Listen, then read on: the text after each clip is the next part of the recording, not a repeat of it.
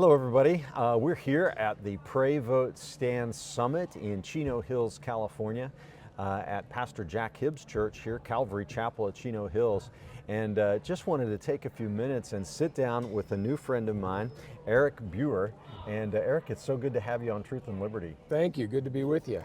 Eric, you guys are an exhibitor here at the Pray, Vote, Stand Summit, and your organization's called Gateways to Better Education. Yeah. Tell us what that is. Sure. Well, Gateways to Better Education really describes who it is we serve, and then we serve Christians in the public schools, the parents, teachers, administrators, school board members, and students. And they're the gateways to better education. We just help them open those gates, and we help them equip them with two things: on how to promote religious freedom in their schools, and how to teach about the Bible and Christianity, and do it all within state academic standards and within federal law. I often use the speed limit analogy. If the speed limit is 65 on the freeway, we're not asking you to go 66. But a lot of teachers on these topics are driving 30, or they're not even getting on that freeway. Yeah, exactly. And so we just help them know how to do that confidently. Well, so I have to kind of step back and go, wait a second. You're saying that there are ways for teachers in public schools to share the Bible with students? Oh, in class? absolutely, yeah. Wow. The biggest myth is that the Bible's been thrown out of public schools. And a lot of teachers believe that. And so they have thrown the Bible out of public schools, but not because of legal reasons, because of fear and misconceptions. And so what we do is just uncover these hidden gems of, here's actually what you're expected to teach. We call them the jaw droppers. You know, when I do seminars around the country for teachers and explain this to them, and I've had people in the audience actually start to cry. They didn't realize they could do all of this stuff. For instance, here in California, believe it or not, California, every sixth grader is supposed to know the gospel. This is the state academic standards, okay? So this is from the California Department of Education. When it comes to sixth grade, and they learn about the Roman Empire and the birth of Christianity within the Roman Empire, here's what the standard says. Students are to note the origins of Christianity in the Jewish messianic prophecies, the life and teachings of Jesus of Nazareth as described in the New Testament, and how the Apostle Paul helped define and spread Christian beliefs. And then it puts in parentheses, for example, belief in the Trinity, resurrection, and salvation. Wow. Yeah, literally every sixth grader is supposed to know the gospel. Teachers don't know that though, because if it's not in the textbook, they just don't teach to it. Yeah. So we point this out to them and say, look, when you're doing this, you're not proselytizing, you're teaching to the standard. I had a pastor once tell me, I would love our sixth grade Sunday school teachers to teach messianic prophecies of Jesus. Teach to the level of the California academic standards. Yeah, let's take California's academic standards and put them in Sunday school, Yeah, right? that's right. And we'll be doing great. That's amazing. In 2016, I got to add this. In California, in 2016, they added this. And I love how this paragraph starts. Through reading of biblical literature, students will learn about the teachings of Jesus. Wait, what? I thought the Bible was thrown out. No. 2016, they say, through reading of biblical literature, students will learn about the teachings of Jesus. So this isn't a statute or anything like that. It's teaching standards. So this is what they're saying in the public schools. The teachers need to make sure that what they're teaching includes this stuff. Right. It's in each grade level. Here's what we expect a student to learn. And but they don't test history. They test math and they test reading. So it's not something that gets tested, so oftentimes it just gets neglected, and most teachers don't even know that it's there. Wow. And so how, is California exceptionally pro-Christian in this respect, or can we find this in many states? Well, it's very multicultural, and so they teach all about the different religions. They'll have a lot about Islam and all the rest. What we find, though, is teachers have no problem teaching about other religions because that's multicultural. But, Christianity, separation of church and state, we can't go there. And so we just help them, no, actually you can. Massachusetts, here's another one.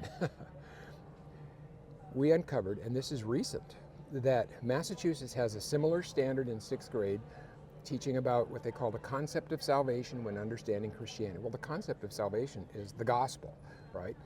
But then not only that, in 2016 they added in their English language arts curriculum they listed Bible stories from kindergarten through 12th grade that all the students are supposed to know.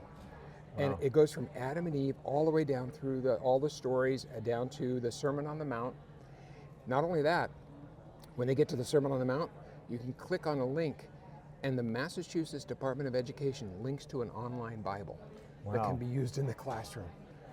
That's amazing. So this is like a Trojan horse, if you will. I mean, we can get inside the public schools and actually share the gospel. What is your organization, Gateways to Better Education? What are you doing to inform teachers, or you said administrators and others inside of our public schools about these legal, my gosh, these are obligations. Yeah, Yeah, what are you exactly. doing to teach them Well, what their obligations are? We call it relational activism. You know, there's certainly a time and a place for political activism and a time and a place for even legal activism. But as a former public school teacher, I would say, well, what do we do in classrooms that Monday through Friday? Well, it's about relationships with your students and with your colleagues and with parents. And if you're a parent, how do you have a relationship with the kids' teachers? And so through that, you help them understand all that they can do. And we've developed a program. We have a university program that various universities across the country are using, about 10 different universities. We've run 26,000 students through it that prepares them to become a public school teacher. And it's about a 3.5-hour module that shows them all the things they can do and how to do it appropriately across the curriculum. Well, then we had some classroom teachers who are not in universities say, well, we'd like to take that training too. And so we divided it up into little 5 to 15 minute segments that they can watch during lunch. And so they get together, we call it Teachers Lunch and Learn. They get together for lunch once a week, and or after school, whenever they want to get together. And they watch it, they pray together, they discuss it. How can we do this in our classrooms? And it's really a better together sort of strategy. And and there's no cost to that. We make that available at no charge for teachers. We want to equip our brothers and sisters in those schools. So let's say there's a teacher out there in John Adams Middle School or whatever, and she's like, Lord, I want to really be salt and light here.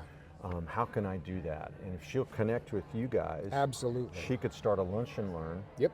Even do it herself, probably. All by herself if she wanted to. But and I'm saying she, it could be a he, wanted to gather other like-minded teachers in the school or whatever together, and they could go through this and all get equipped. Yes, and they encourage one another, they pray for one another, and they can discuss ideas, because that's one of the things we have them do is think about now what you've learned in this episode. How can you use this in your classroom? Do you also, Eric, teach people in our public school systems what their legal rights are? So First Amendment, freedom of speech, freedom of religion? So during the first Trump administration, we began lobbying the Department of Education to update its guidance. They had guidance on religious expression in schools. It's been around since 1995. Most teachers have no idea that it's there. It's supposed to be updated every 2 years. It hadn't been updated since 2003. So we began appealing to the Department of Education to update it, pointed out that actually they're violating the law by not having it updated, and we gave them all kinds of recommendations. To our delight, they took those recommendations, they included them, updated the guidance, and then in 2020, to my surprise, I got invited back to the White House for an Oval Office release of the guidance and a celebration of it. Fantastic. That was a lot of fun. Yeah. And now that the attorneys know they need to update it every couple of years, they did it again in 2023. Don't worry, it was the Biden administration, but it was fine. They included the Coach Kennedy case. If you remember that coach who took a knee at the 50-yard line and got fired and went to the Supreme Court, they included that case in there. And so it's just, we equip them with, here's what you can do.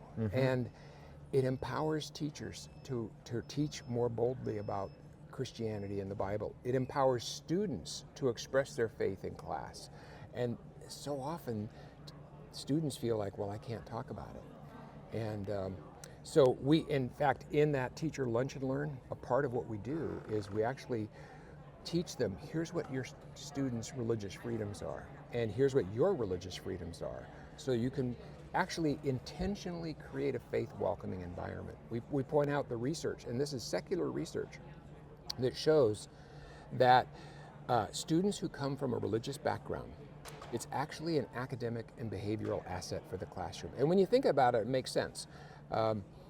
You've got another community, the faith community, feeding into students the very things that schools want: respect for authority, discipline, cooperation, kindness. And so it helps them. Well, we help the teachers see, when you create a more faith welcoming environment, their grades will go up. Yes. Their behavior will get better. I had a teacher once tell me, she said, yeah, one of my students goes to my church. He acts a whole lot different on Sunday than he does on Monday. Well, that's always been the case, hasn't it? The kids are kids. But, you know, there's another organization that I really love, and they do off-campus religious instruction. Yeah. And studies have shown that when students who are participating, well, when they come into a community or near a school and they start servicing that school, attendance goes up, grades go up, behavioral incidents or problems go down. Right. Everything gets better. Of course, we know that's true with the Lord, right? Yeah. Anywhere where we inject the Word of God, we're going to have a better life and better outcomes. Yeah. But how exciting. Gateways for Better Education. Tell people, if you would, where they can find your organization. Sure. And how they can be a part of it. Just visit gogateways.org. That's it, gogateways.org. And if you're a teacher and you want to learn about our lunch and learns, then it's gogateways.org/lunch. All right, that's great. Made it as simple as possible. Eric, it's great having you on Truth and Liberty. Thank you, sir. Thank you so much. All right, God bless you.